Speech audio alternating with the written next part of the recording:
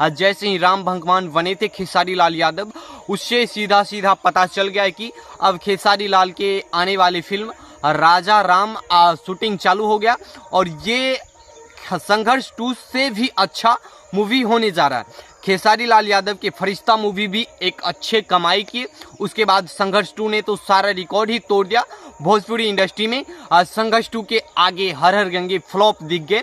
उसके बाद खेसारी लाल यादव दशहरा के दिन में अब नया उनका फिल्म राजा राम चालू कर दिया गया है शूटिंग, और वो भी अगले दशहरे के दिन तक में सभी दर्शक के बीच में आ जाएंगे।